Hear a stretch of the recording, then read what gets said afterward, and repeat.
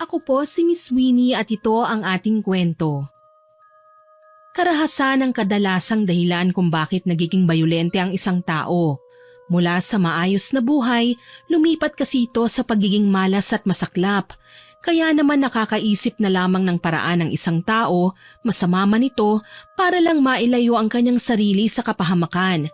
Kunin na lang po nating halimbawa ang nangyari sa amin ng aking nakatatandang kapatid na si Ate Yana na minsan nang nagtampisaw sa putikan dahil sa mga abusadong lalaking nakapaligid sa amin. Ako nga po pala si Sarah, 37 years old. Ang kwentong ibabahagi ko po sa inyo ay sisimulan ko nung bata pa lamang ako hanggang sa magtuloy-tuloy na yon nang mag-edad 19 na ako.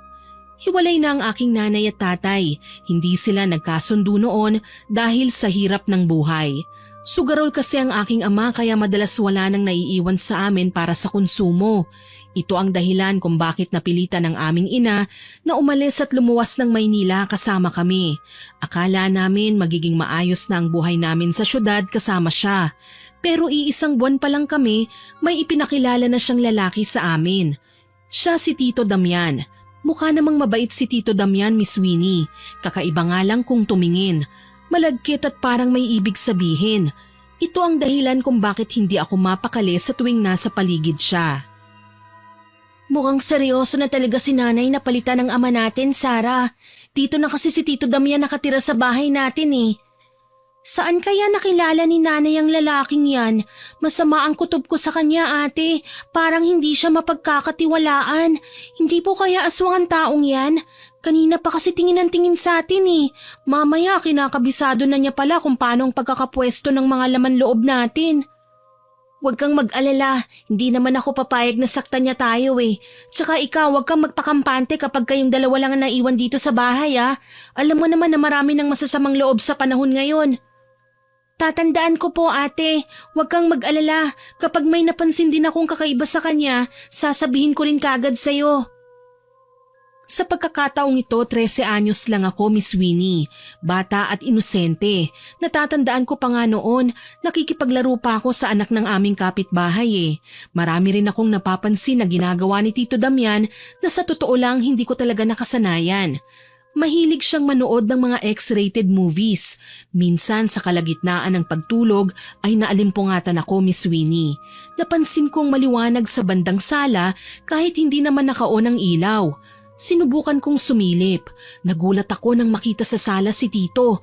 Nakaharap sa screen ng TV at may pinapanood na palabas na walang volume o sadyang pinahinaan lang yon para hindi marinig ng iba. Kay laswan ang nakikita kong ginagawa ng mga taong yon sa telebisyon. Maging ako, hindi na nakagalaw nang makita ko ang makamundong gawain nila. Muntikan pa akong mapasigaw nang kalabitin ako ni ate sa balikat. Takang-taka siya kung bakit ako nakatayo doon. Sarah, anong ginagawa mo dyan? Ay, ate, nagulat po ako doon ah. Akala ko may multo na sa likod ko eh. Sa ganda kong to, tatawagin mong multo? Teka, sino bang sinisilip mo dyan? Si Tito Damian po kasi. Diyos ko, bastos, ang baboy, anong klaseng palabas ba yan? Ate, huwag kang maingay, maririnig tayo ni Tito. Mapapagalitan pa tayo eh. Bakit ba kasi nakasilip ka dito? Halika na nga, pumasok na tayo sa loob. Dali-dali akong hinila ni ate pabalik sa aming kwarto. Nakita ko pang sinara niya ang pinto at nilak. Ate, bakit po nanonood ng ganon si Tito Damian? Ang hahalay naman ng mga artista sa palabas na yon. Hindi na nahiyang ipakita pati mga kaluluwa nila. Hindi ko alam eh, pero wag mo nang isipin yon. Kalimutan na natin ha? Sabihin kaya natin kay nanay ang ginagawa niya. Huwag kang mag-alala, bukas na bukas sasabihin natin kay inay. Kinabukasan nga, naikwento namin ni ate ang nakita namin kay nanay. Sa labis naming pagtataka, tumawa lang ang aming ina. Huwag daw kaming pagala-gala tuwing gabi para hindi kung ano-ano ang nakikita namin. Tsaka wag na rin daw naming pansinin si Tito dahil baka pagalitan lang kami kapag pinakialaman namin siya. Halata naman sa mga salita ni nanay na kinakampihan niya ang kanyang kinakasama, kaya wala kaming magawa noon kundi hayaan nga lang siya. Isang araw, naiwan kaming dalawa ni ate sa bahay. Wala si nanay dahil may pinuntahan sa kabilang bayan. Nagsasaing si ate noon habang ako naman ay nagbabasa ng paborito kong libro. Mahilig kasi ako sa mga fairy tales at ang anak ng kapitbahay namin binigyan ako ng 3 na inisa-isa ko namang basahin. Halos matapos ko na ang unang kwento nang kumalabog ang pinto ng bahay namin. Kinabahan ako pero si ate ang lumapit sa pinto. Napagbuksan niya si Tito. Lasing, susuray-suray na pumasok sa loob ng bahay ang lalaki. Medyo natakot ako kaya itinigil ko ang paglalaro at nanatili sa likuran ng sofa. Ang nanay mo, hindi pa ba umuwi? Hindi pa po, Tito. Baka raw po umagahin siya. Ang kapatid mo, Nasa sala po naglalaro. ipagtimpla mo ako ng kape, tapos ihatid mo sa kwarto. Sige po, Tito. Pumasok nga si Tito Damian sa loob ng kwarto nila ni nanay. Nang maiwan kaming dalawa ni ate, kaagad akong lumapit sa kanya. Ate, natatakot po ako kay Tito. Bakit ka naman natatakot sa kanya? Hindi ba sinabi ko na sa'yo na ako ang magiging tagapagtanggol mo? Huwag kang mag-alala, ako nang bahala sa'yo. Tsaka mukhang matutulog na rin naman si Tito eh. Nagpapatimpla nga lang siya ng kape. Sasamahan po kita, ate. Sige, ikaw ang bahala. Ang totoo niyan, takot lang ako na may gawing masama si Tito sa amin. Kahit kasi hindi naman siya nagpapakita ng pagiging bayolente, kapag nalalasing siya ay hindi ko maiwasang maalala si tatay sa kanya. Ang ama kasi namin kapag nalalasing ay nagwawala. Namimisikal na at pinagbababasag lahat ng mahawakan niyang gamit. Ito ang dahilan kung bakit gusto kong samahan si ate sa paghahatid niya ng kape. Sakali man na magwala ang aming amain, naroon ako para magmakaawa. Pagkatimpla nga ni ate ng kape, pumasok kami sa loob ng kwarto. Napakunot-noo ako nang makitang nakabrief lang siya habang nakaupo sa kama. Kagayang-kagaya ang porma niya doon sa lalaking artistang nakita ko sa X-rated movies na pinanonood niya. May hawak siyang sinturon na siyang nagpakaba sa akin. Ganun kasi ang ginagamit ni tatay na pamalo sa amin noon. Pero iba si Tito, nakangisi siya sa amin. Ang lagkit pa ng titig niya sa ate ko na kahit naka-jogging pants ay makurba naman ang katawan. Pinasadahan niya si ate ng tingin, mula ulo hanggang paa. Pero pansin ko, mas matagal ang pagtitig niya sa puwetan ng kapatid ko. Tila hindi naman yun ininda ni ate, basta ilalapag lang niya ang tasa sa mesita nang magsalita siya. Heto na po ang kape niyo, Tito. Pakiabot na lang sa akin, Yana. Opo. Ngayon ko lang napansin. Maganda ka, Yana. Saka, sexy ka din pala. Lalabas na po kami. Teka, ba't kayo aalis? Hindi naman ako mangangagat eh. Gusto ko lang ng kausap. Marami pa po kasi kaming gagawin eh. Pwede niyo naman pong kausapin si nanay pagdating niya. Halika na, Sarah. Opo, ate. Hindi na hinintay ni ate na sumagot si Tito. Kaagad na niya akong hinila palabas ng kwarto. Nagtago kami sa aming kwarto ng gabing yon. Hindi na kami naghapunan sa takot na baka kung ano pa ang gawin ni Tito. Pinaka tumatak lang kasi sa akin ay ang hawak niyang pamalo. Kinaumagahan paggising ko ay wala si ate sa kama. Bumaba ako at nagtungo sa kusina. Una kong nakita si Tito na may sinisilip sa dingding ng banyo. Dahil nagtataka ako, kaagad ko siyang tinawag. Tito, ano pong ginagawa niyo dyan? Uy, ikaw pala, Sarah. Teka, mag-almusal na tayo. Heto. Bili mo muna ako ng pandesal sa labas. Samahan mo na din ng puto maya. Opo, Tito. Yun lang po bang ipabibili niyo? Samahan mo na rin ng 3-in-1 na kape. Tapos kung gusto mo, yung energy drink, bumili ka na rin. Sa'yo na ang sukle, ha? Talaga po? Oo naman. Bilhin mo ang gusto mo. Kung pwede nga tagalan mo pang bumili, ha? Nang mga sandaling yun, mabilis akong nagtatakbo sa labas. Nawala sa aking isipan ang kung anumang sinisilip ni Tito. Mabait naman pala siya at galante eh. Ang alam ko lang, nasa may dingding pa rin siya nang dumating ako. Nagulat pa nga si Tito nang tawagin ko siya tsaka ko sinabing narito nang pinabibili niya. Lumapit siya sa mesa at hinalungkat ang laman ng supot. Kakamot-kamot siya ng ulo para bang may pinanghihinayangan. Ako naman dala ng kuryosidad, napasilip din sa butas ng dingding na pinagkakaabalahan niya kanina. Nakita ko si Ate Yana sa loob, abala sa pagtatapis ng kanyang katawan. Mukhang magbibihis na. Umalis ako sa pagkakasilip sa butas at napaisip. Ilang sandali pa, lumabas naman si Ate Yana sa banyo. Nakapadyama siya at simpleng t-shirt na kulay blue. Ate, nasa loob ka po pala? Oo, naliligo ako. Bakit? Para po kasing may sinisilip si Tito sa dingding kanina eh. Abot ko naman yung butas kaya sinilip ko. Nakita po kita. Namutla si ate sa sinabi kong yon. Kaagad na napayakap sa sarili. Sumama ang kanyang tingin kay Tito pero nang tanungin ko naman siya kung may problema ba, ilinglangan sinagot niya sa akin. Mula noon napapansin kong madalas nang umiiwas si ate kay Tito. Hindi ko na lang siya pinapansin dahil ako man ay madalas niyang mapagsabihan. Wag na wag raw akong makikipaglapit kay Tito.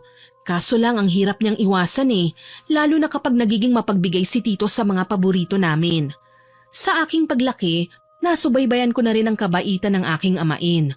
Huli na nga lang nang malaman kong may mali siya pala ang lahat ng mga pagngiti niya sa akin. Sarah, halika. May pasalubong ako sa'yo. Talaga po? Oo naman. Makakalimutan ko ba naman ang bunso ko? Halika, buksan mo ang mga yan. May pasalubong din ako para sa ate mo. Ang bait niyo naman. Siyempre, tatay mo ko, di ba?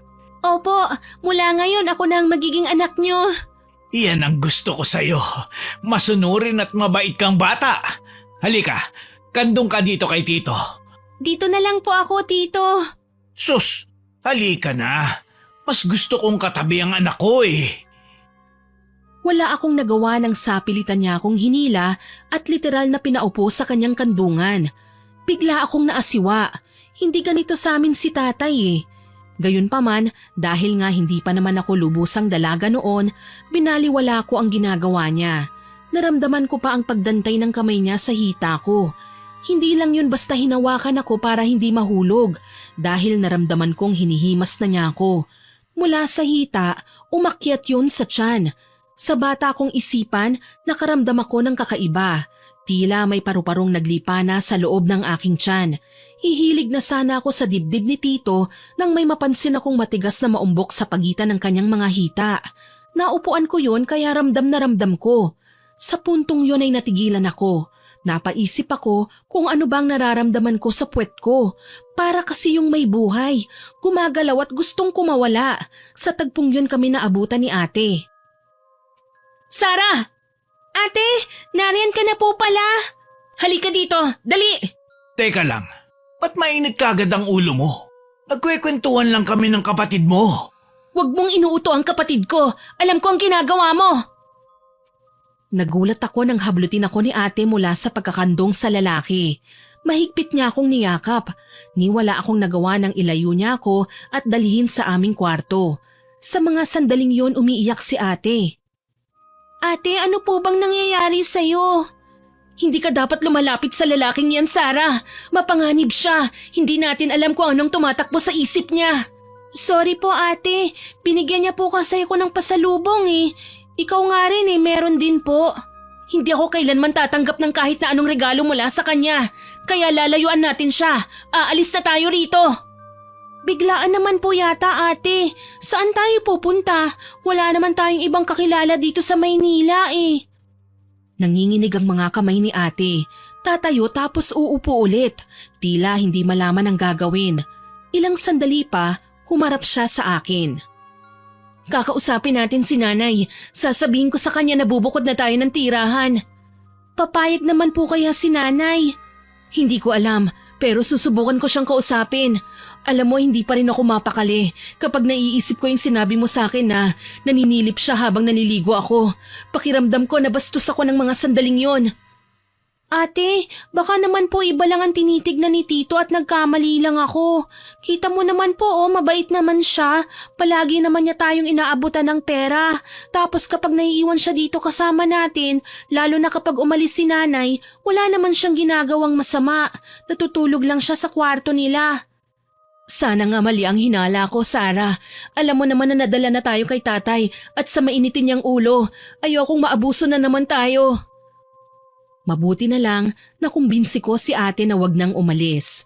Hindi rin naman kasi namin alam kung ano ang sasabihin namin kay nanay kapag ginawa namin yon. Lalong hindi pa namin alam ang magiging reaksyon ni nanay kapag sinumbong ni ate na nasilipan siya sa banyo. Parang napakababaw lang ng rason na aalis kami kasi kakaiba tumingin sa amin si Tito. Nagpapasalamat nga kami dahil palagi siyang nag-aabot ng pera sa amin. Hindi niya kami ginugutom. Hindi rin siya kagaya ni tatay na palagi kaming sinasaktan. Ni hindi namin siya kailanman narinig na suminghal o nagwala sa loob ng aming bahay. Baka lang kasi ganun talaga ang ugali ni Tito. Likas na maladkit talagang tumitig. Medyo malandi pero siguro hanggang dun lang yun. Dumaan ang mga araw, mas naging malapit kami ni Tito. Palagi siyang malambing sa akin, Miss Winnie. Marami siyang binibigay sa aming magkapatid kaya pati si nanay natutuwa na sa closeness namin ng aking amain. Pero iba si ate, palagi siyang nagdadabog, palaging galit. Masama ang tingin niya kay Tito. Minsan pa nga niyang nasinghalan si Tito nang tawagin na naman ako ng aming amain. Napunay ito ni Tito kaya masinsinan niyang kinausap si ate. Yan na naman. Bakit ba pinagbabawalan mo kung lapitan si Sarah? Ikaw talaga. Akala ko ba tatay na ang pagkilala niyo sa akin? Tatay, hindi naman tayo magkadugo eh. Tsaka sa kinikilos niyo, Tito, ibang pagkilala mo sa kapatid ko. Minamanyak mo na siya eh. Ano? Hindi ko magagawa yan. Hindi ko alam na malisyosa ka pala, anak. Huwag mo akong tatawaging anak. Kahit kailan wala akong manyak na ama. Mahilig! Teka, anong sinabi mo? Ako? Manyakis? Ano pa nga bang tawag mo sa ginagawa mo? Nagkatitigan sina ate at tito ng mga sandaling yon. Hindi ko naman malaman kung ano ang gagawin. Para sa akin, sa simula lang kasi ako nagduda kay Tito, lalo na't mabait naman siya sa akin habang lumilipas ang mga araw. Malaki din ang tiwala sa kanya ni nanay, lalo na't wala namang nangyayaring masama sa amin kahit na umaalis siya para sa trabaho at ilang araw na hindi nakakauwi. Lingid sa aking kaalaman, lahat ng mga kabutihang pinapakita sa akin ni Tito, ang pagiging galante niya at malambing ay parte lang pala ng kanyang pagpapanggap. Dahil sa kaibuturan ng kanyang puso ay may halimaw siyang pagkatao na naghahanda lang palang lapain kami na katulad ng isang mabangis na hayop at angkinin lang para sa kanyang sarili. 15 anyos ako nang mangyari ang pinakaunang dagok sa buhay namin ni ate. Maayos kaming nakahiga noon sa aming kwarto nang bumukas ang pinto at walang paalam na pumasok si Tito Damian. Minsan lang nangyari ito pero sa pagkakataong yun, lasing ulit siya. Nakangisi at tila ba puno ng pagnanasa ang kanyang tingin, lalo na kay ate. Dahil nagulat, sabay pa kaming bumalikwas ng bangon. Anong ginagawa mo rito sa kwarto namin? May masama kang binabalak ano? Huwag mo nang tangkain, papatayin kita gamit ang 2x2 na hawak ko. Sa tingin mo, uubra sa baril na hawak ko yung pamalo mo? Hindi ka pa nga nakakalapit sa akin eh. Baka bumagsak ka na. Ate, may hawak siyang baril. Tignan natin ngayon ang angas mo, Yana. Hayop ka? Magaling ka lang magpanggap. Kami lang naman ang nakakaya mong ganyanin eh. Bakit? Ano bang ginawa ko sa inyo? Ang bait ko nga, hindi ba? Ikaw nga lang tong masungit sa akin eh. Gusto ko lang naman maging malapit sa inyo. Tama ka naman. Gusto mong maging malapit sa amin dahil hindi ka kontento sa nanay namin. Akala mo ba magandang ehemplo ka sa amin? Nanonood ka ng X-rated movies. Binobosohan mo ko sa banyo. Ano naman ang susunod mong gagawin? Makikitulog ka sa kwarto namin? Talagang gusto mo kong subukan ha? Sutil ka. Matapang ka. Ngayon, titignan natin kung makakapagmalaki ka pa sa akin. Napasigaw kaming dalawa ni ate nang ikasa niya sabay tutok sa amin ng baril. Hintakot akong umiiyak at nagmamakaawa nang makitang ngingisi-ngisi si Tito Damian na animoy may masamang binabalak. Mahigpit naman ang pagkakahawak ni ate sa 2x2 at desididong patulan sa bugbugan si Tito sakali mang lumapit siya ng puwersahan sa amin. Umatras kami hanggang sa mapasandal na kami sa dingding. Halos maihi ako sa takot nang marahas na hinablot ni Tito ang hawak na kahoy ni ate bago pa man siya mapalo nito. Ni hindi kami nakapanlaban sa takot na iputok nga niya ang baril. Sinubukan kong humarang, nagmakaawa. Natatakot ako na patayin niya ang ate ko eh. Pero ano bang lakas ng isang 15 anyos? Walang kahirap-hirap na binalya niya ako at saka itinulak si ate sa kama. Nagpumiglas ang aking kapatid, kaya sinubukan namin siyang pagtulungan. Ngunit napaatras din ako kaagad nang makitang sa akin na nakatutok ang baril. Huwag kang makikialam, Sarah. Baka ikaw ang isunod ko sa ate mo. Tandaan mo, gatilyo na lang nito ang kakalabitin ko. Ha! Siguradong kakalat sa sahig ang utak mo! Anong gagawin mo? Hayop ka! Bastos! Bastos na ako kung bastos. Wala akong pakialam, Yana. Ang mahalaga sa akin ngayon, makaraos ako sa'yo. Walang yaka! Napakababoy mo! Huwag ka na kasing manlaban. Hindi ka pa rin uubra sa akin kapag pinutok ko ng baril na to sa ulo mo o sa kapatid mo na lang kaya. Ano? Ha? Wag! Wag mong sasaktan ang kapatid ko! Malademonyong humalakhak si Tito Damian tsaka dinaganan si ate. Nagulat ako dahil nagawa niyang punitin ang damit ng kapatid ko kahit marahas pa rin siyang nagpupumiglas. Nanginginig si Tito sa kanyang ginagawa. Hindi ako kumurap habang pinagmamasdan sila. Humahagulgol na si ate pero wala akong magawa. Alam ko din na hindi kami matutulungan ni nanay dahil nasa trabaho pa siya ng mga sandaling yun. Sa susunod na araw pa ang pag-uwi niya para lang maghatid ng pagkain at perang panggastos namin. Lalong wala namang pakialam ang mga kapitbahay namin sa nangyayari sa bawat isa. Nasa squatters area lang kami kaya kahit may malulung pa sa ipinagbabawal na gamot dyan sa labas, tila wala kaming nakikita. Wala mang reaksyong makikita sa aking muka pero masaganang pumatak ang aking luha. Nasaksihan ko ang kalunos-lunos na pangahalay ni Tito sa aking ate. Kagayang-kagaya ng nakita ko sa X-rated movies na pinanonood niya. Ganon din ang ginawa niya sa aking nakatatandang kapatid. Tuluyan na akong naestatwa sa aking kinatatayuan hanggang sa manlabo na ang aking paningin. Mali ang pagkakakilala ko kay Tito. Ang ipinakita niyang kabaitan, pagiging galante ay parte ng plano niya para mahulog kami sa bitag. Para mapariwara ng tuluyan. Hindi ko alam kung kailan sila natapos. Basta ngingisi-ngisi na lang na binalingan ako ni Tito at ako naman ang pinuntirya niya. Huwag ka nang manlaban, ha? Huwag kang mag-alala. Mabilis lang to. Saka hindi naman masakit eh. Kailangan lang manahimik ka, ha? Huwag po, Tito! Mabait naman ako, hindi ba? Sige na, tanggalin mo na yung damit mo. Wala kang ititira, ha? Ayoko po! Matanda ka na! Nakakadiri ka! Ako? Matanda? Tignan mo to, kung matanda ba? Impit akong napaiyak nang iharap niya sa akin ang kanyang kahubdan. Ni hindi na naririnig ni ate ang mga iyak ko dahil hinimatay na siya matapos na paulit-ulit siyang molestyahin ni Tito. Nakaramdam ako ng pagkaasiwa ng himasin niyang pisngi ko, kaya wala sa isip ko na sinipa ako ang pagkalalaki niya sabay mabilisang takbo. Buisit! Walang yakang bata ka! Hindi ka magtatagumpay! Baboy ka! Marumi ka! Talagang sinusubok mo ang pasensya ko, ha? Pasigaw akong lumayo sa kanya nang kunin niya ang kanyang baril sa mesa. Naghabulan kami sa loob ng bahay hanggang sa makapagtago ako sa banyo. Nilak ko ang pinto pero kinalampag ito ni Tito. Lalabas ka dyan o hindi? Hindi! Ayoko! Patayin mo muna ang sarili mo! Matigas ka, ha? Mamili ka. Papatayin ko ang ate mo o lalapit ka sa akin? Hindi ako tuminag. Takot na nanatili akong napasiksik sa gilid ng inidoro. Dahil sa labis na takot, ni hindi ko magawang umiyak. Napatalon na lang ako sa gulat nang malakas na kumalabog ang pinto ng banyo. Sabay bukas nito.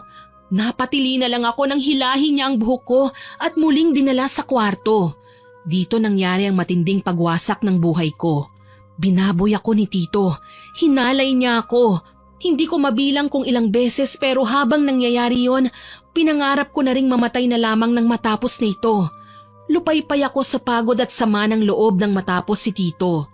Humihikbi ako habang napasiksik sa isang tabi. Tsaka palang nagising si Ate Yana. Parehong masama ang tingin namin sa kanya. Nakangising tumayo si Tito at sinuot ang kanyang pantalon. Tsaka minuestrahan akong wag maingay. Huwag na huwag ka magsusumbong sa nanay mo, ha? Kapag sinuway mo ko, papatayin ko kayo ng ate mo. Naintindihan mo ba? Wala kang awa, Tito. Pinaboy mo na ang ate ko. Pinaboy mo pa ako. Kasasabi ko lang na huwag kang maingay eh. Gusto mo na ba talaga mamatay? Isusumbong kita kay nanay. Gawin mo. Magsumbong ka. Nang pati ang nanay mo patayin ko.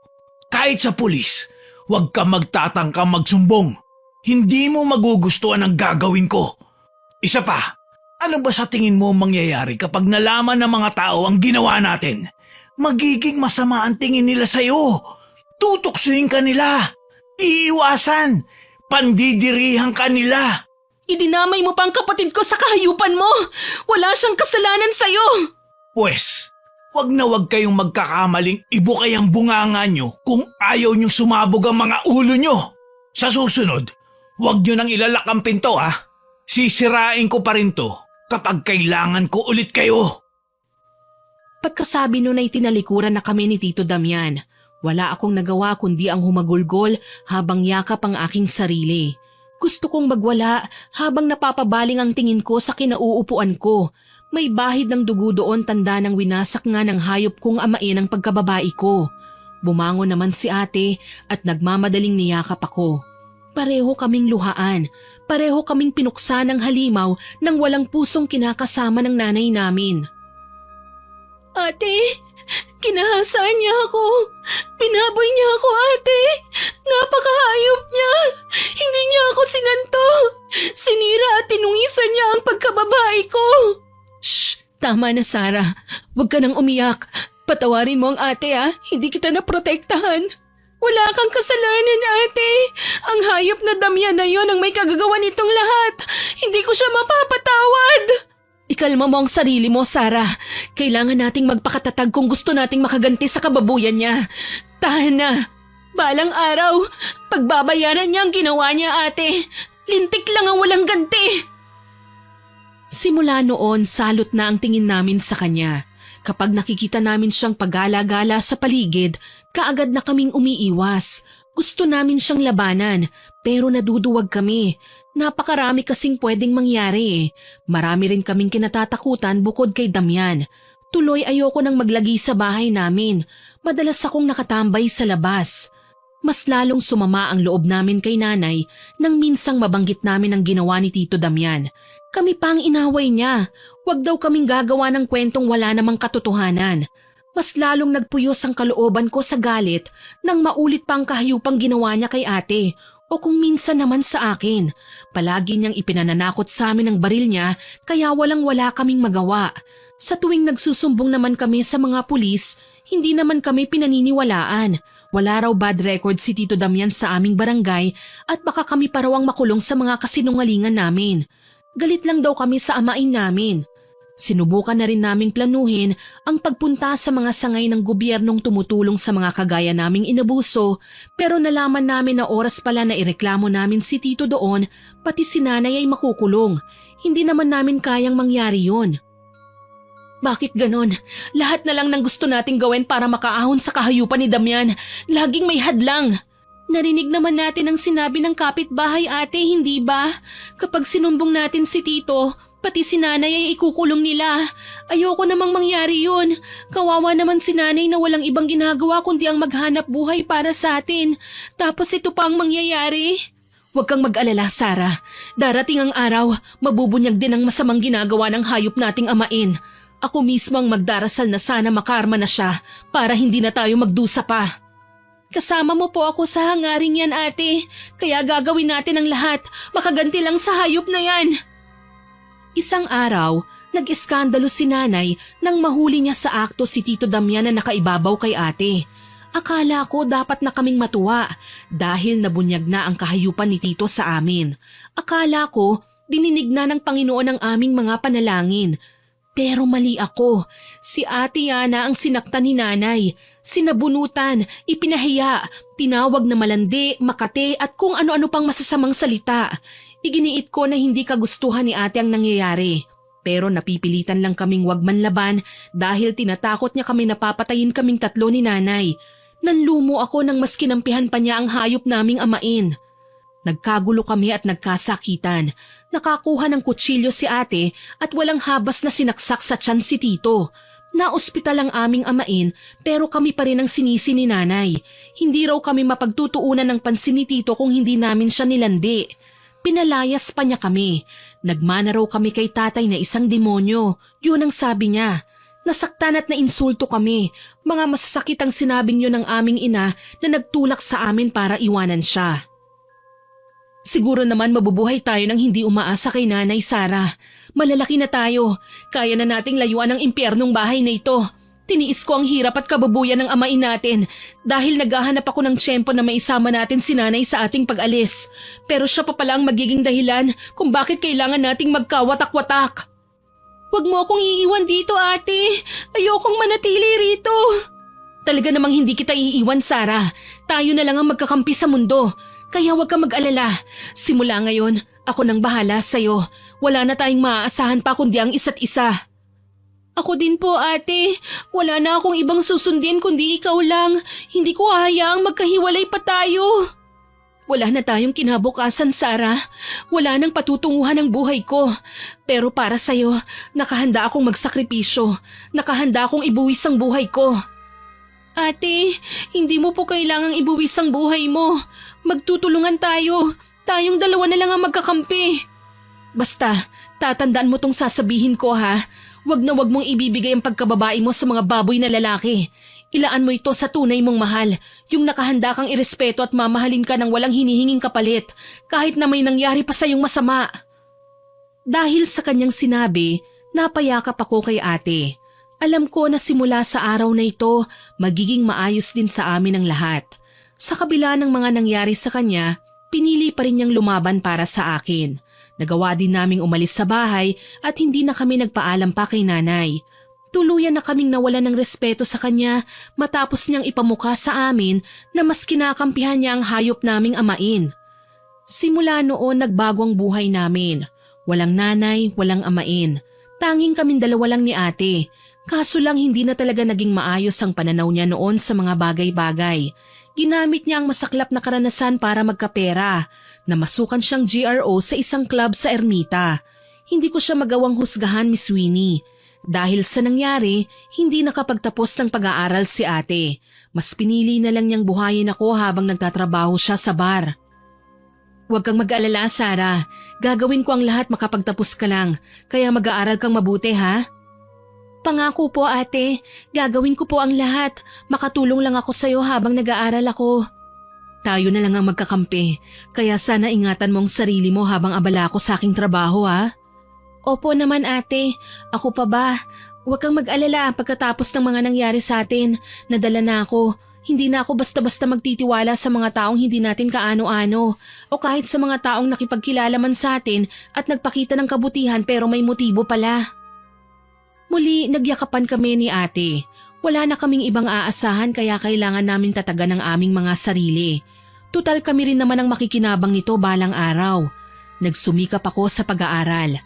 Habang ginagawa ko yun ay tumutulong din ako sa mga panggastos namin sa bahay. Nag-aaral ako at nagdadala rin sa universidad ng mga panindang bags, mga damit at kung minsan lutong ulam o di kaya ay kakanin. 19 years old na ako ng mga panahong ito. Kahit papaano, unti-unti na naming nakakalimutan ang nangyari. Hindi pa man literal na nakapag-move on pero hindi na ako madalas bangungutin. Yun nga lang naging mailap ako sa mga lalaki. Hindi ako gaanong nakikipag-usap sa kanila. Kahit sa mga kaklase ko, hindi man sinasadyang dumantay ang katawan nila sa balat ko ay biglang napapasinghap na ako. Nariyan pa rin ang takot na kung sakaling makipaglapit ako sa kanila, posibleng mangyari ulit ang kasawi ang dinanas ko. O bunso, kumusta ka na sa eskwela? Ayos lang po ako, ate. Mababait naman ang mga professors ko. Tsaka naiintindihan ko naman ang mga lesson namin. Basta mag-aaral kang mabuti, ha? Balita ko, hinahanap raw tayo ng gagong damya na yon. Si nanay naman, gusto tayong sampahan ng kaso. Sabi nung tsismosa nating kapitbahay, madalas mag-away daw si Damian at nanay. Naubos pala ang ipon nila sa pagpapagamot sa ospital. Ngayon gustong makabawi ng malamang may trabaho na ako. Kakasuhan daw tayo para mabawi nila ang ginastos sa ospital.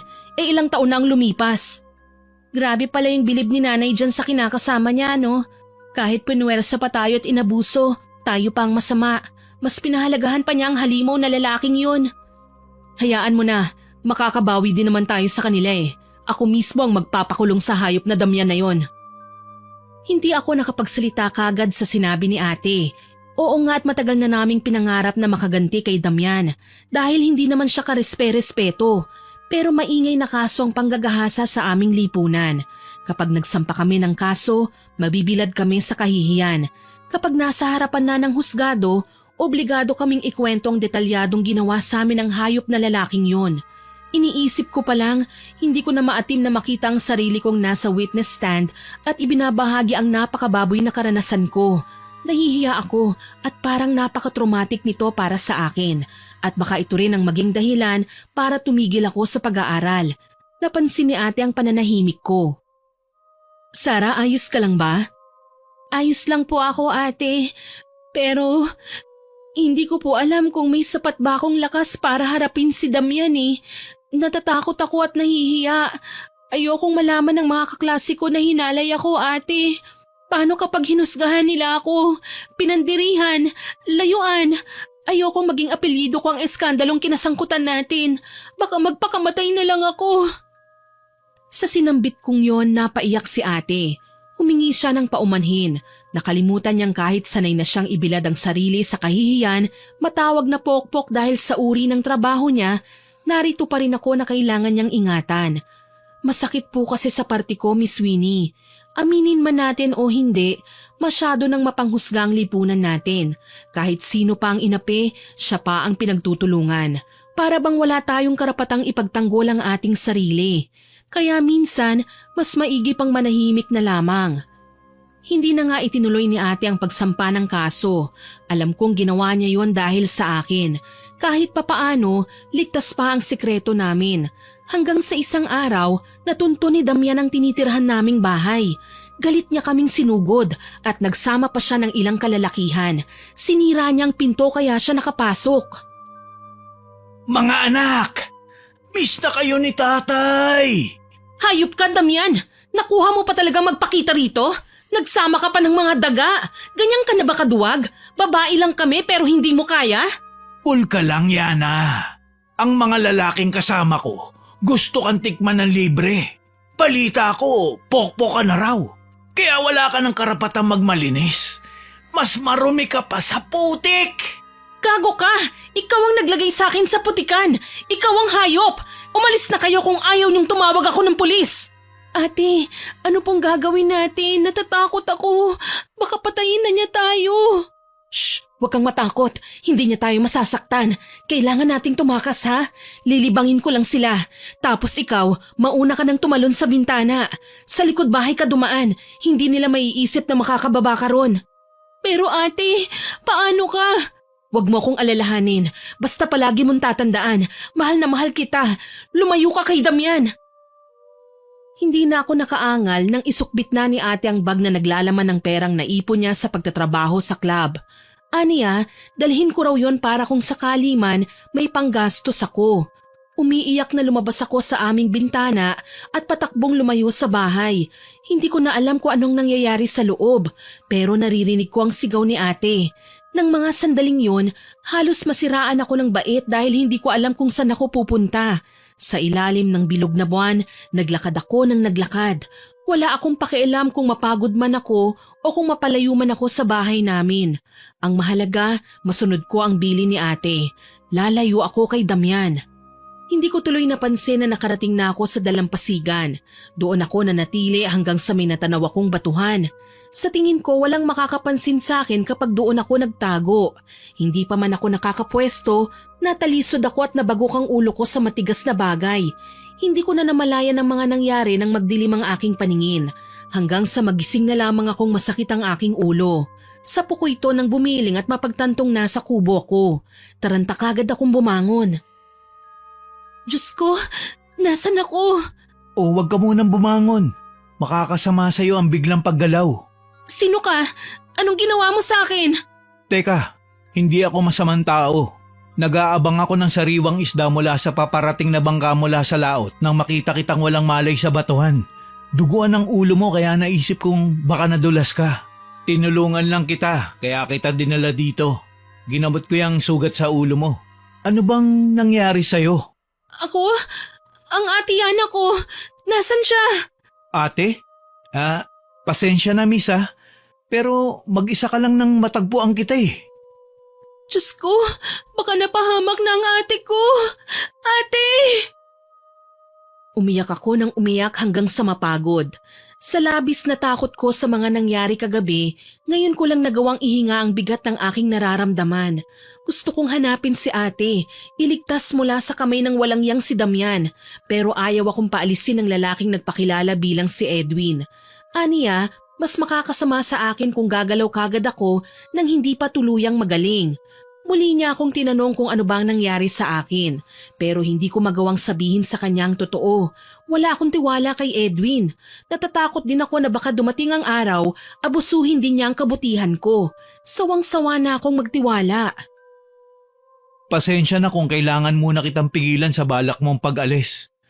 Mapanganib pa kasi para sa'yo ang gagawin mong pagbalik sa ate mo. Wala kang karapatang ikulong ako dito sa kubo mo. Hindi naman para sa akin ang ginagawa ko eh. Ikaw lang ang inaalala ko. Hindi naman tayong magkakilala eh. Anong pakialam mo kung may nangyaring masama sa akin? Pwede ba wag mo na akong utuin? Kilala ko mga likaw ng bituka ng kagaya mo. Ang sakit mo naman magsalita, miss. Hindi mo naman ako kilala ng personal. Saka kung makapanghusga ka, parang napakasama ako ng tao. Hindi ako nakapagsalita nang makita ang pagguhit ng sakit sa kanyang muka. Noon ko lang napagpasyahang ilibot ang tingin sa paligid. Simple naman ang kubo ni Edwin. May nakakalat na halamang gamot sa mesang gawa sa kawayan. Maraming nakahilerang garapon at langis na may mga lamang hindi ko matiyak na bagay. Mga butiki yata at ipis. Halos hindi na rin nalilinisan ang paligid. Puro alikabok kasi sa ibabaw ng bubong na sa pagkakaalam ko ay kugon ng katawagan sa amin. Sa paanan ko naman nakalagay ang bag ko na ibinigay ni Ate Yana. Oo nga pala, kailangan ko pa siyang balikan. Muling humarap sa akin si Edwin at may iniabot na baso. Nagtaka ko kung anong kulay dilaw na likidong laman nito. Inumin mo yan. Gamot para sa bugbog.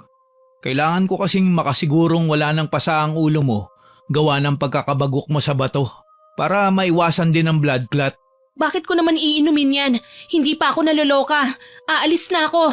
Hindi mo ako mapipigilan. Naku, teka! Tinabig ko ang binigay niyang tasa at sinamantala ang pagkakataon. Marahas kong hinablot ang aking bag tsaka isinukbit sa aking balikat.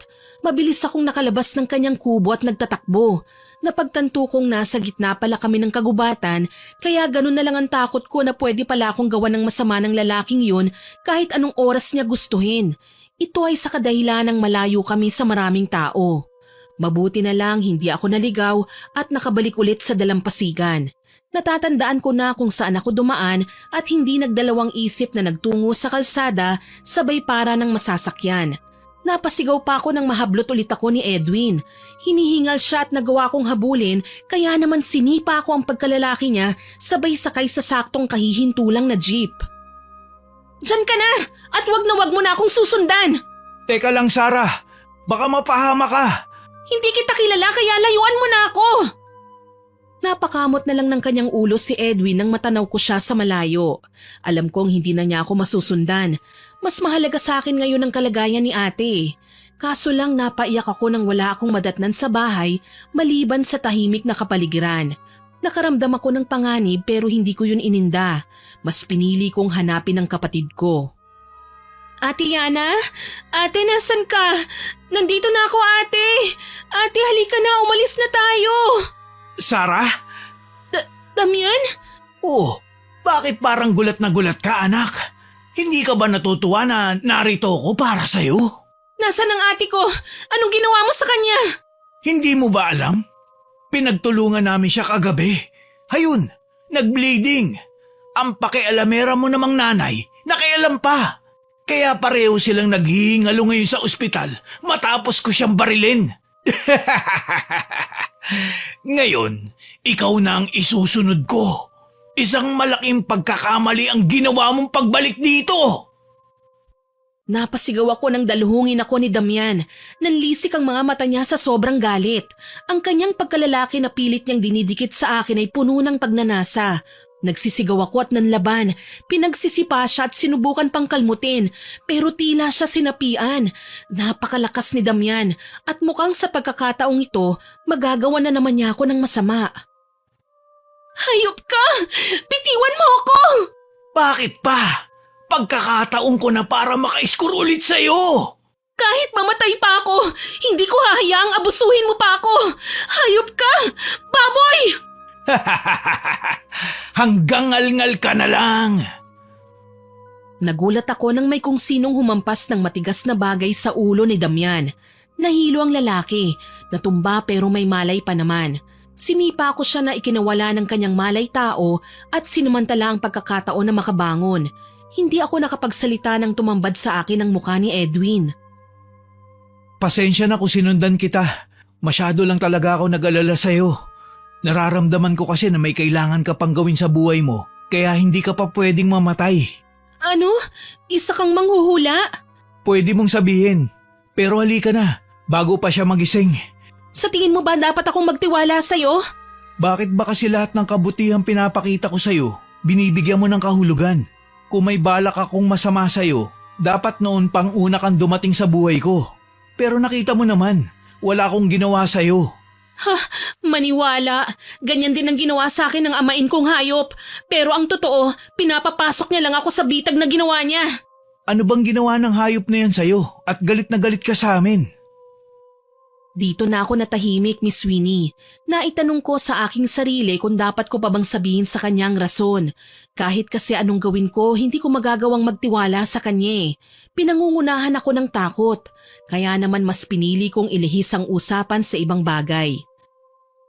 Wag mo na akong susundan. Kaya kong sarili ko at kung kailangan kong bayaran ng kabutihan mo, wag kang mag-alala. May pambayad ako. Hindi ko kailangan ng pera. Hindi lahat ng mabubuting bagay may kapalit na halaga. Minsan, binibigay ito ng libre dahil sa gusto nito. Kaya wag mo akong babayaran. Hindi ko tatanggapin yan. Bakit mo ba kasi ginagawa ito? Bakit nagiging mabait ka sa akin? Hindi mo naman ako kilala. Ni hindi mo nga alam kung masama ba akong tao. Gusto ko lang bumawi sa namatay kong asawa. Na kahit kailan, hindi ko man lang nagawang ipagtanggol sa mga taong may binabalak na masama sa akin. Nawalan ako ng mahal sa buhay dahil sa karahasan. Kaya hanggat maaari, tinutulungan ko mga taong nangangailangan sa pag-asang makabawi man lang ako sa pagkukulang ko sa aking asawa. Hindi ako nakasagot kagad sa kanyang sinabi. Kitang-kita ko sa kanyang mga mata ang sinseridad kaya nararamdaman kong nagpapakatotoo siya.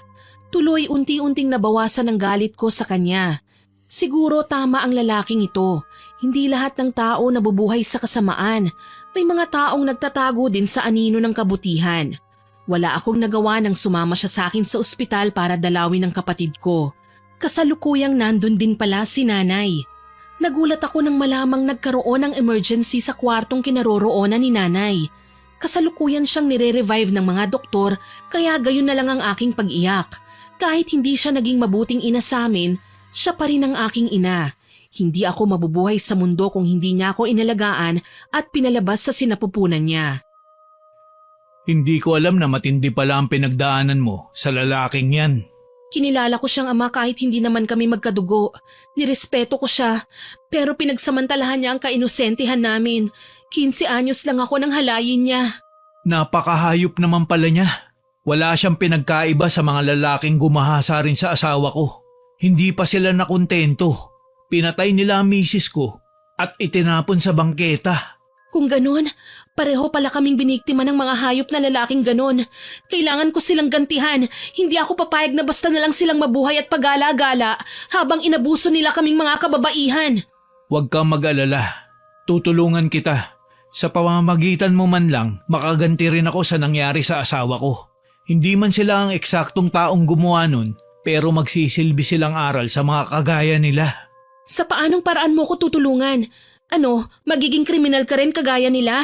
Hindi bali na lang, ayoko madamay ka sa gulo ko. Ni hindi ko pa nga binibigay sa iyong pangalan ko, hindi ba? Bakit hindi natin itama ang lahat? Pagpakilala tayong dalawa sa isa't isa. Ako nga pala si Edwin, miss. Ikaw, anong pangalan mo? Sarah, ikinagagalak kitang makilala. Masaya din akong makilala ka. Oo nga pala, Kaya kitang tulungan kung gusto mong maghiganti sa amain mo. Sa paanong paraan, Edwin? Hindi naman lahat ng ganti pwedeng idaan sa pisikalan. Kaya kong gumamit ng mga bagay na may kinalaman sa itim na mahika, Sarah. Kaya nating gantihan ang amain mo kung isusumpa natin siya at babarangin. Barang? Sumpa? Anong klaseng nilalang ka, Edwin? Bakit alam mo ang tungkol sa mga bagay na yan? Mahabang kwento, pero natuto kong gumamit ng ganito dahil sa kagustuhan kong gumanti sa mga taong walang malasakit sa kapwa. Binarang ko sila. Kung ganun, may dugo kang mambabarang? Isa lang akong albularyo, pero may kakayahan akong baligtarin ang mahika na ginagamit ko para makapaminsala ng tao. Nahihirapan pa rin akong maniwala na sa lugar at panahon natin ngayon may mga mambabarang pa rin pala. Bakit hindi mo kukuhanan ng halimbawa? May mga ilan na rin ako napatay, Sarah. Huminga ako ng malalim sa sinabi sa akin ni Edwin. Muli nagdalawang isip na naman ako sa padalos-dalos kong desisyon. Paano kung pinasasakay na naman ako ni Edwin? Tapos may masama pala siyang binabalak sa akin. Hindi naman malayong mangyari yun, lalo na't may kaalaman siya sa itim na mahika. Paano kung mas masahol pa sa ginawa ni Damian ang pinaplano niya laban sa akin? Nababasa ko sa mga mata mo ang pagdududa, Sarah. Hindi naman kita masisisi. Pero isa lang ang maipapangako ko sa'yo. Tutulungan kita. Salamat.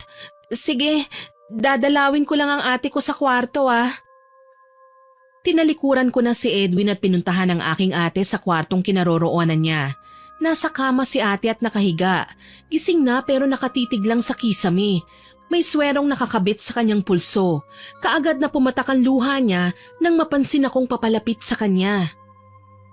Ate Yana? Sarah, salamat at ligtas ka. Alam mo bang pinag-alala mo ako? Hindi ko alam kung anong nangyari sa'yo pagkatapos ng nangyari sa atin sa bahay nung gabing yun. Pasensya na po ate kung hindi ako nakabalik kagad. Pero huwag kang mag-alala. Narito na ako ate. Hindi na kita iiwan pa. Si Damian, dapat sa kanya makulong. Ate, ang mga kagaya ni Damian, hindi na dapat pang kinukulong. Kailangan na siyang mamatay. Salot siya sa buhay natin. Pati si nanay nilason niyang isipan. Binulag niya sa maling paniniwala. Nung gabing inatake ko ni Damian, kasama ang mga kinontrata niya para gahasain ako, dumating si nanay. Masamang-masama ang tingin niya kay Damian. Humingi ako ng tulong sa kanya. Aniya masama raw siya dahil hindi man lang niya ako pinaniwalaan nung una. Hindi man lang niya naisip na biktima lang tayo ng kahayupan ni Damian. Hindi man lang niya inisip na anak niya ako. Tayo. Sa pagkakaalam ko, nandito din po sa ospital si nanay ate. Malubha na siya. Alam ko yon dahil nakita kong binaril siya ni Damian. Mas mabuti na raw na sabay kaming mamatay nang makahanap na naman siya ng panibagong makakasama. Sinubukan pa niyang magmakaawa sa hayop na lalaking yon. Kahit nakaibabaw sa akin ang hayok sa laman na yon, na nakahanda siyang patawarin ng lalaki basta hindi na ako pakikialaman. Pero binaril siya nito at hindi man lang tinapunan ng tingin. Habang nanghihina si nanay, nakita niya ang ginawang kahayupan ni Damian sa akin, kasama ang mga lalaking kinontrata niya. Hindi ko nga alam kung pagliligtas ba ang ginawa niya sa akin nung gabing yon o gusto niyang magpakamatay. Inagaw nga niyang baril kay Damian pero hindi naman niya pinatay ang lalaki. Bakit pa naging bulag noon si nanay sa katotohanan, ate? Bakit mas pinahahalagahan pa niya ang hayop na yon kesa sa ating mga anak niya? Talaga bang wala siyang pagmamahal sa atin? Talaga bang hindi na niya tayo kinikilala? Yan ang hindi ko alam, Sarah. Ako man nasasaktan at nalilito sa ginawa ng ating nanay. Hindi ko alam kung... Naputol ang pag-uusap namin ni ate nang may kumatok sa pinto at saka nagbukas. Si Edwin, may mukhang importanteng sasabihin. Ayos na ang nanay niyo. Pero may kailangan daw siyang sabihin sa'yo, Sarah. Sino siya, Sarah? Siya si Edwin, ate. Siya ang nagligtas sa akin. 2 beses na. Ganun ba? Ang bait naman niya. Salamat sa'yo, Edwin. Ginagawa ko po ang lahat ng pwede, makatulong lang. Saka wag po kayo mag-alala. Mabuti ang intensyon ko at hindi humihingi ng kapalit. Salamat naman kung ganon, Edwin. May mga tao pa palang busilak ang puso. Akala ko lahat na lang ng nakapaligid sa amin puro masasama. Hindi naman po lahat. Pero nagkataon lang po na biktima ang asawa ko ng mga lalaki na hayok sa laman. Dasal ko bumuti ng nararamdaman mo, Edwin. Mahirap pa sa ngayon, pero alam kong gagaan din ang mabigat na dinadala mo. Ngumiti lang si Edwin sa sinabi ni ate. Ako naman nauna nang umalis at pumunta sa kwarto ni nanay. Nakita ko siyang nakahiga sa kama, namumutla na at nangihina. Hindi ko alam kung ano ba dapat ang ipakita kong reaksyon sa muli naming pagkikita. Matutuwa ba ako? Magagalit? Magwawala? Nahinto ako sa pag-iisip nang makasunod sa akin si ate sakay ng isang wheelchair. Hawak niya ang poste ng dextrose na nakakabit sa kanyang katawan. Ate, bakit bumangon ka na? Hindi ba makakasama sa'yo ang ginagawa mo? Hayaan mo na lang ako, Sarah. Gusto ko rin namang marinig ang sasabihin ni nanay. Sige, mabuti pa nga. Pero sigurado ka ba na okay ka lang? Na walang masakit sa'yo? Sarah, hindi ako makakapunta rito kung hindi ako inalalayan ng nurse. Sige na, lapitan mo na si nanay. Dito lang ako at makikinig. Mas maigi ang hindi niya ako makita para masabi niya ang lahat ng gusto niyang sabihin. Tumalima na lang ako sa sinabi ni ate. Nanatili siya sa may pinto habang ako naman ay nagpatuloy sa paglapit kay nanay. Hindi niya nakikita si ate dahil natatakpan ang pwesto niya ng kurtina. Umiyak si nanay nang makalapit ako sa kanya. Humingi siya ng tawad, kay tagal daw niyang nabulag sa mga pagpapanggap ni Damian. Maging kami na kanyang sariling anak, itinaboy niya para sa hayop na lalaking mahal niya. Sumama pa ang tingin niya sa pag-aakalang ginusto lang daw namin ahasin ang kinakasama niya. Pagkakakong natawa, sa bata akong edad, paano ko magagawang mangagaw ng asawa? Inamin sa akin ni nanay na nawalan siya ng amor sa amin nang magsimula na siyang magtrabaho. Habang tumatagal na minsan na lang siyang umuwi para magpakita sa amin ay lumalayo ang loob niya sa amin. Nagsisisi siya na nag-asawa siya ng maaga. Hindi raw niya naranasan ang mga masasayang bagay na dapat sana ay natikman niya noong kabataan niya. Naiinggit siya sa amin kaya ni hindi man lang daw niya naisip na nahihirapan pala kami sa tuwing wala siya sa bahay. Una kaming nagdusa sa kamay ng tunay naming ama na walang ibang ginawa kundi ang magsugal at ubusin ang aming pera. Ikalawa, kay Damian na nagpakita ng kabutihan sa una pero pagpapanggap lang pala ang lahat. Niloko siya ni Damian, pinaasa. Inamin pa sa akin ni nanay na kaya siya nagpunta sa bahay na tinutuluyan namin ay para sana ayusin ang relasyon naming mag-iina. Sa pagkakataong ito lumapit na sa amin si ate. Yan ang hirap sa inyo, inay eh. Ngayon ka pa talaga nagsisi kung kailan sira ng buhay namin, kung kailan hindi na kami makakabangon pa sa putikan. Ilang beses kaming nagsumbong sa'yo, ilang beses kaming nagrereklamo. Nasaktan ako noon nang sabihin mong nilandi ko ang asawa mo. Ate, tama na po at baka mabinat ka. Hindi, kailangan marinig ni nanay ang lahat ng sasabihin ko. Sa sobrang sama ng loob ko sa kanya, hindi ko pa nga alam kung kaya ko pa siyang patawarin eh. Alam ko naman po na nagkamali si inay ate, pero sana bigyan natin siya ng pagkakataon. Humihingi na nga siya ng kapatawaran eh. Huwag naman nating ipagdamot yon sa kanya. Umaasa pa kasi ako na mabubuo tayo ate, kahit na minsan na tayong nagkahiwa-hiwalay. Yung tayo lang, nangyari na ang bangungot sa buhay natin. Nangyari na ang masaklap na kapalaran pero hindi ibig sabihin nun mananatili na lang tayong ganito. Gusto ko ring magsimula tayo ng bagong buhay ate. Tayong tatlo, magkapatawaran na tayo. Kung ako lang inay, hindi kita kayang patawarin. Magulo pa ang isipan ko, kaya hindi niyo maririnig ang kasagutan ko ngayon. Aalis na ako, kailangan ko nang magpahinga. Hinaplos ng awa ang aking muka para kay ate. Totoo naman ang sinabi niya eh, naging masamang nanay sa amin ang aming ina. Kinapa ko ang aking damdamin.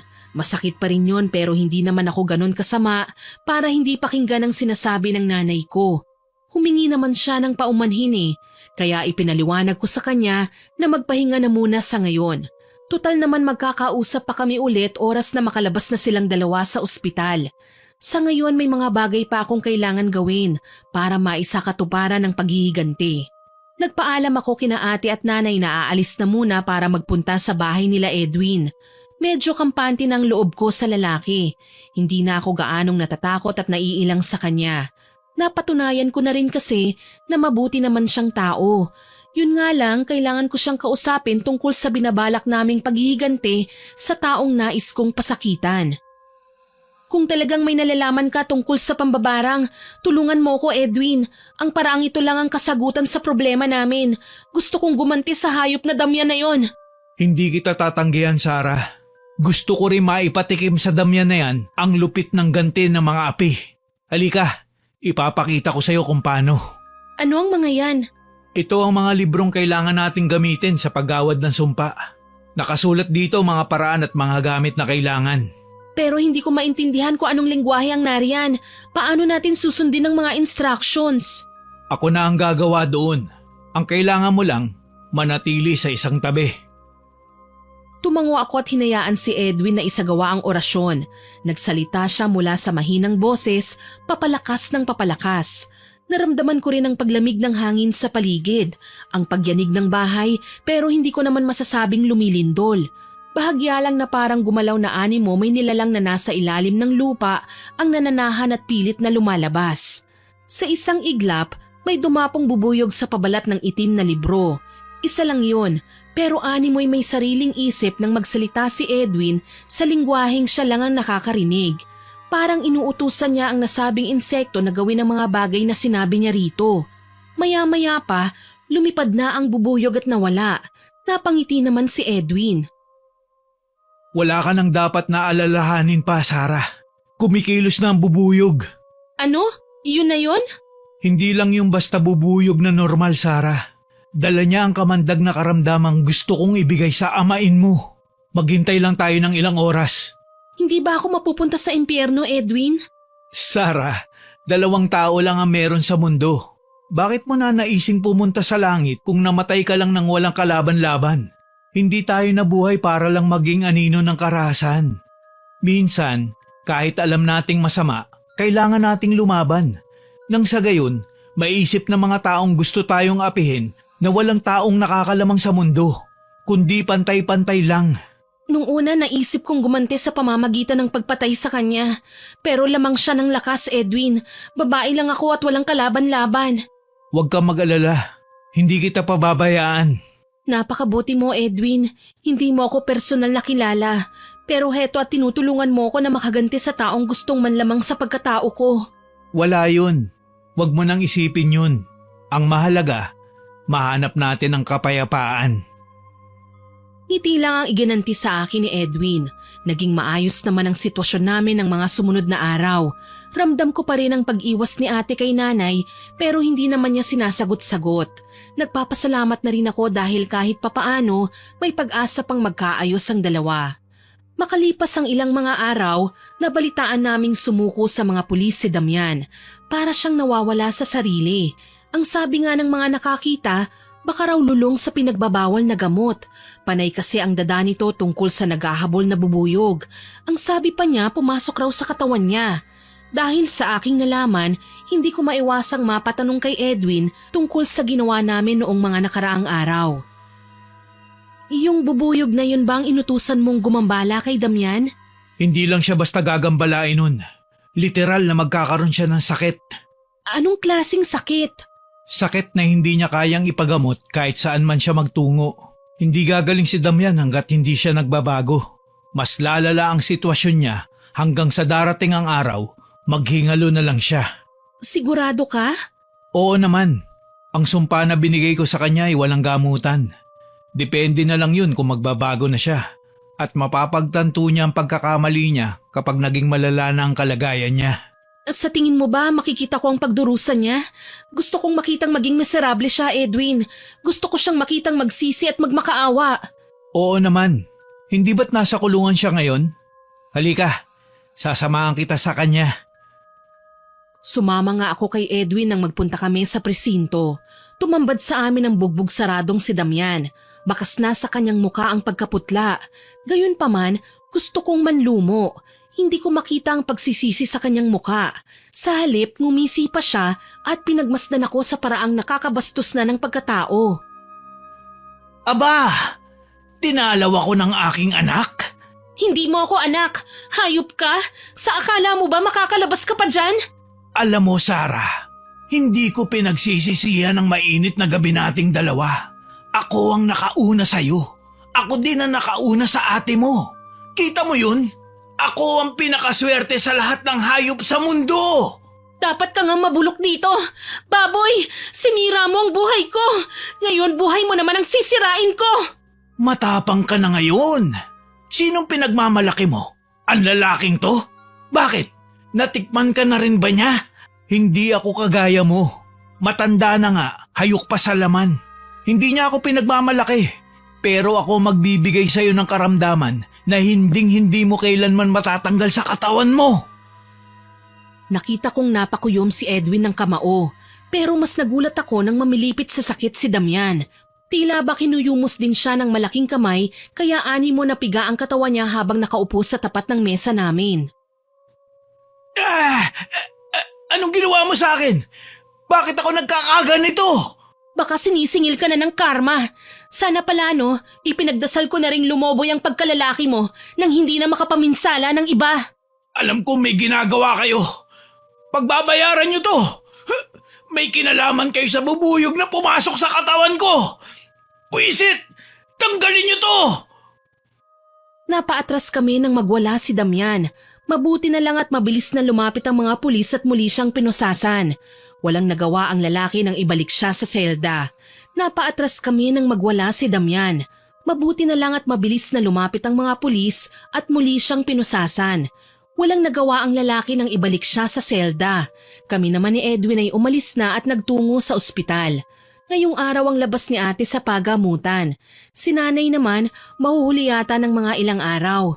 Medyo mahina pa kasi siya pero sa tingin ko magkakaayos na sila ni ate. Sa katunayan, naabutan namin sila ni Ate Yana na nag-uusap sa kwarto ni nanay. Nariyan ka na pala, Sarah. Oh, Edwin, tuloy ka. Salamat, Yana. Salamat nga pala ha. Kahit sa mga panahong wala ako sa tabi ni Sarah, ikaw ang naging gabay niya. Wala yun.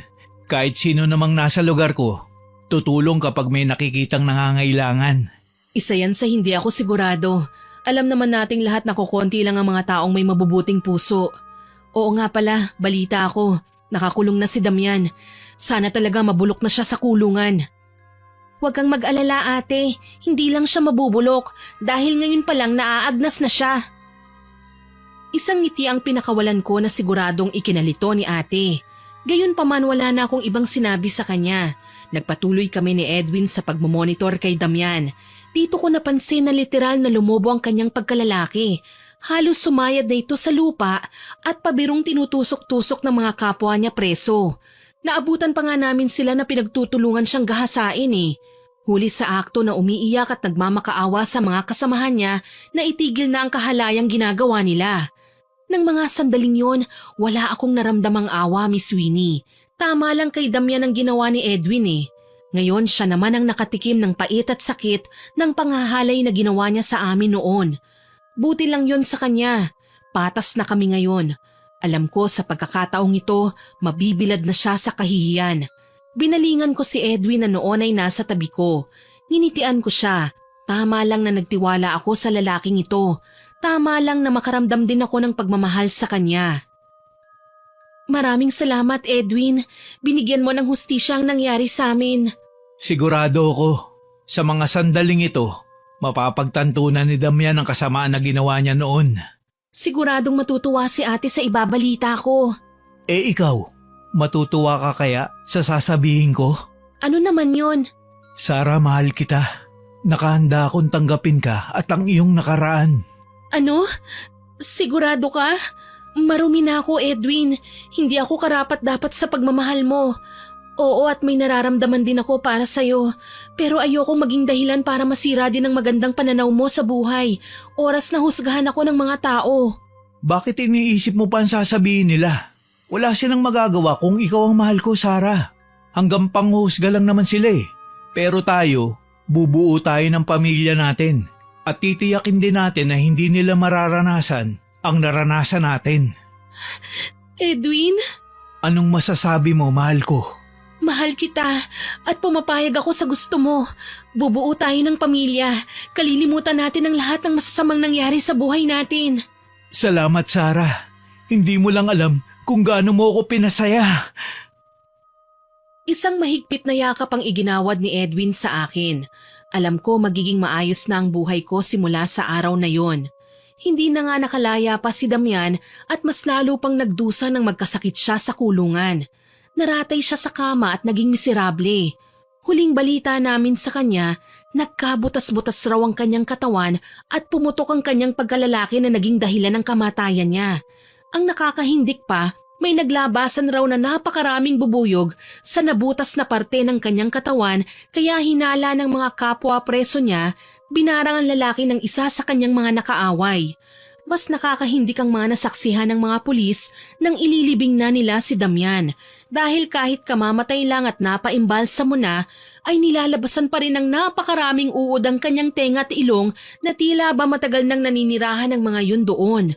Hindi ko na ikinuwento pa kina ate at nanay ang tungkol sa pambabarang. May asawa na ngayon si ate habang si nanay naman ang nag-aalaga sa kanyang anak habang nasa tindahan siya, na naipundar nila ng kanyang asawa. Wala naman akong balak na ipagsabi kahit kanino ang kakaibang kakayahan ng aking minamahal na si Edwin na sa awa ng Panginoon ay asawa ko na rin. Biniyayaan kami ng 3 anak at maayos naman ang aming kalagayan. Kahit naging daan ang paghihiganti namin ng pambabarang, ay hindi pa rin kami nawala ng pag-asang patatawarin kami ng Diyos sa mga ginawa namin noon. Tumibay ang pananampalataya namin sa Panginoon at umaasang magiging maayos na ang lahat at makakalimutan na rin ang masaklap na nakaraan. Hanggang dito na lamang po. More power po sa inyong channel at God bless. Sana po ay nagustuhan niyo ang aking ibinahaging kwento. Pero bago ko po tapusin ito, hindi makukumpleto ng walang shoutout sa mga masusugid nating listeners. Shoutout po kina Omil Del Monte ng Eastern Samar, kay Ma'am Felisa Makahig, kay Lavender sa Cacalda family, kay Mary Joy Sabresa, kay Ma'am Lalaine Cuestas from Belgium, kay It's Me Mama Ling at sa mga mananahi ng Jamazing Apparel na sina Ate Risa, Ate Amanda, Ate Daisy, Cheche, Tapolet, Nanay Melba, Ate Nene, Ate Sylvia, Ate Virgie, Jenny at Ling. Hello po sa inyo dyan at happy listening po. Shoutout din po kay Manilyn Gruba, kay Miss Sherlyn Joseco, kay Ma'am Isa Bianca Tarosa, kay Sir Patrick Punsalan from Pennsylvania, USA, kay Sir Ronnie Cortero, kay Puresa Tagiwalo na nag-comment po sa Karma ng Bastos na Binata upload. Ang sabi po niya, ang sarap talagang makinig sa mga kwento natin dahil nakakatanggal daw po ng stress. Salamat po sa pakikinig. Shoutout din po kay Manilyn Redota at hello po sa Bonita at Redota family. Hello din po sa staff ng Asinar Goodies, kay Supladang Pasaway, kay Maria Imperial, kay Ma'am Rizalina Angeles na nag-comment po sa Isinumpang Dalaga upload. Adik na raw po siya sa pakikinig ng dramang binabasa ko at nakikinig daw po siya sa sobrang lamig na boses ko. Naku, salamat po sa papuri at pakikinig nyo, ma'am. Kay Miss Abigail, kay Jane Rose Bermas, kay Miss Jenilyn Mix Vlog, kay Sir Marlon Jazel Molina, kay Ma'am Trixie Tabaw, kay Ma'am Ladia Basa from Davao City na nag-comment po sa Karma ng Mapang-aping Modelo upload. Ang sabi po niya, maganda raw po ang napakinggan niyang ito. Kahit naka-work from home daw siya, hindi raw po mawawala sa tabi niya ang device para makinig ng ganitong drama na kwentong may aral. Salamat po sa suporta at pakikinig niyo. Shoutout din po kay Lester Villanueva, sa Minky Aswang Stories, kay Ma'am Mary Jane Aguilando, kay Ma'am Anna Vencer from Riyadh, kay Ma'am Maria Elena Nakagawa, kay Sir JP Rivera, kay Ma'am Beth Mercado, kay Kimberly Zamora na new subscriber po natin. Salamat po sa pagsusubscribe nyo, ma'am. Kay Ma'am Lina Nang, kay Crisanto Mesiona, kay Ma'am Norma Delvo, kay Menjeline Losada at sa mga kamag-anak po niya dyan sa Iloilo. Happy listening po sa inyo dyan. At syempre, hindi po mawawala ang mga regular listeners po natin, kaya shoutout po kina Ma'am Basanta Mila, kay Ma'am Emily Servano, kay Ma'am Alfreda Alano, Sir Francisco Neng, kay Sigbinan sa Sweden, kay Chris Gel Mamado, kay Ma'am Lydia Lopez, kay Ma'am Marites Nalika, kay Ma'am Elizabeth Pamintuan, kay Chef Lance at sa Safari Custom Collectibles, at kay Ma'am Martina Angdasan. Salamat po sa inyong lahat na nag-comment at nakinig. Abangan niyo po sana ang mga susunod ko pang upload. Hanggang sa muli, ako po si Miss Winnie na nagpapasalamat sa inyong pakikinig.